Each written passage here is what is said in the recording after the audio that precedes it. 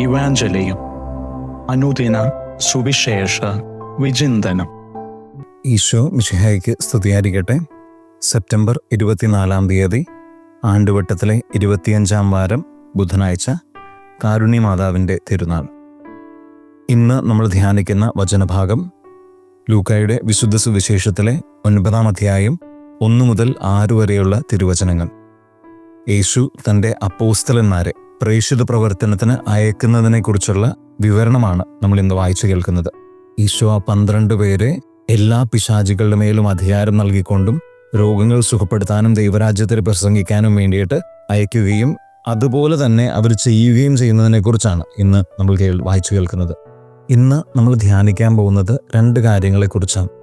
അപ്പോസ്തലന്മാരുടെ ദൗത്യത്തെക്കുറിച്ചും ആ ദൗത്യത്തിനു വേണ്ടി അവരിറങ്ങുമ്പോൾ അവർ ശ്രദ്ധിക്കേണ്ട കാര്യങ്ങളെന്ന് ക്രിസ്തു അവരോട് പറഞ്ഞ കാര്യങ്ങളെക്കുറിച്ചും.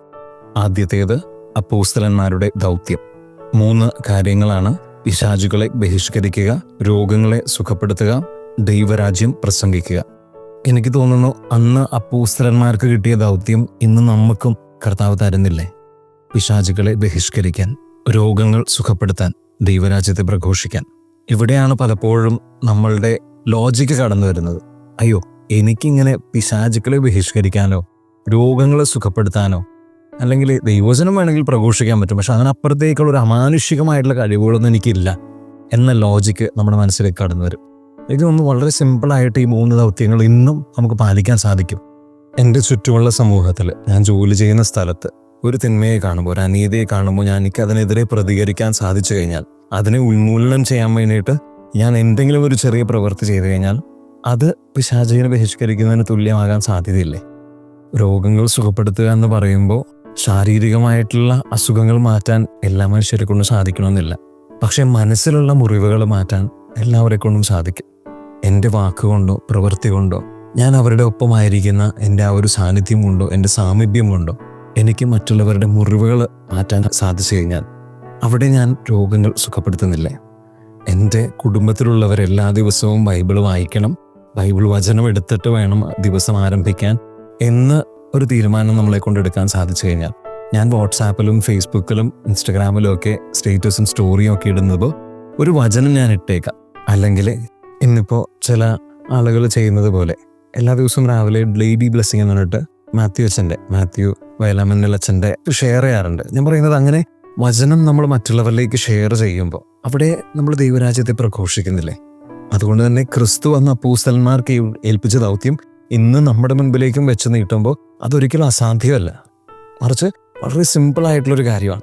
എൻ്റെ ഡെയിലി ജീവിതത്തിൽ എനിക്ക് ചെയ്യാൻ പറ്റുന്ന വളരെ എളുപ്പമുള്ളൊരു കാര്യം. ആ ദൗത്യം നമുക്ക് ഏറ്റെടുക്കാൻ സാധിക്കില്ല എന്ന് നമുക്ക് ചിന്തിക്കാം. രണ്ടാമത്തേത്, കർത്താവ് ദൗത്യത്തിനായിട്ട് തന്നെ അപ്പോസ്തലന്മാരെ അയക്കുമ്പോൾ അവരോട് ശ്രദ്ധിക്കേണ്ട കുറച്ച് കാര്യങ്ങളെന്ന് പറയുന്നുണ്ട്. ക്രിസ്തു അവരോട് പറയുന്നു, നിങ്ങൾ യാത്രയ്ക്ക് വേണ്ടിയിട്ട് വടിയോ സഞ്ചിയോ അപ്പമോ പണമോ ഒന്നും എടുക്കരുത്, 2 ഉടുപ്പ് എടുക്കരുത്, അങ്ങനെയൊന്നും ചെയ്യരുതെന്ന് കർത്താവ് പറഞ്ഞു വെക്കുന്നുണ്ട്. പിന്നെ പറയുന്നുണ്ട്, നിങ്ങൾ ഏത് വീട്ടിൽ പ്രവേശിച്ചാൽ അവിടെ തന്നെ ആയിരിക്കുക, അവിടെ നിന്ന് തന്നെ മടങ്ങുക.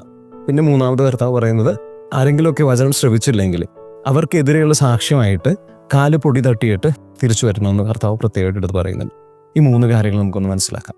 പണമോ സഞ്ചിയോ അപ്പമോ ഒന്നും തന്നെ എടുക്കണ്ട എന്ന് പറയുമ്പോൾ കർത്താവ് ഉദ്ദേശിക്കുന്നത്, നിങ്ങൾ ദൈവരാജ്യത്തെ പ്രഘോഷിക്കാൻ വേണ്ടി പോകുമ്പോൾ നിങ്ങളിൽ ശ്രദ്ധ കൊടുക്കരുത് എന്ന് കർത്താവ് ഉദ്ദേശിക്കുന്നുണ്ട്.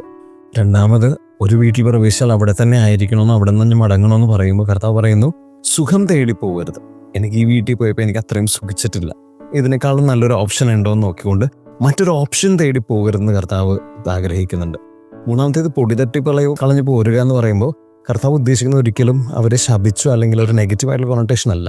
കർത്താവ് ഉദ്ദേശിക്കുന്ന അന്നത്തെ ഒരു സാഹചര്യത്തിൽ റബ്ബിമാരൊക്കെ യാത്രയ്ക്ക് പോയിട്ട് തിരിച്ചു വരുമ്പോൾ വിജാതീയരുടെ നാടുകളിലൂടെ കടന്ന് തിരിച്ച് അവർ ജെറൂസലേമിലേക്ക് വരുന്നുണ്ടെങ്കിൽ, പാലസ്തീനിലേക്ക് പ്രവേശിക്കുമ്പോൾ അവർ ചെയ്യേണ്ട ഒരു കാര്യം എന്നാൽ വിജാതീയരുടെ ആ മണ്ണ് തട്ടിക്കളയണം.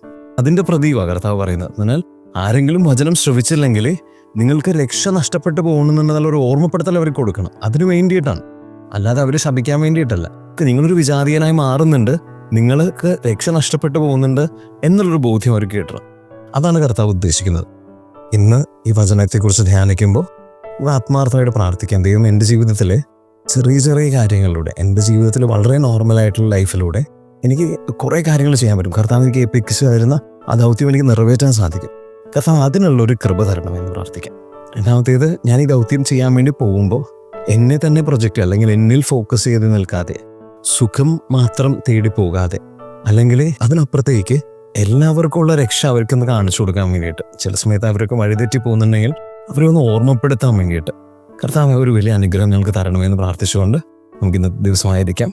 ദൈവം നമ്മളെല്ലാവരെയും സമൃദ്ധമായിട്ട് അനുഗ്രഹിക്കട്ടെ.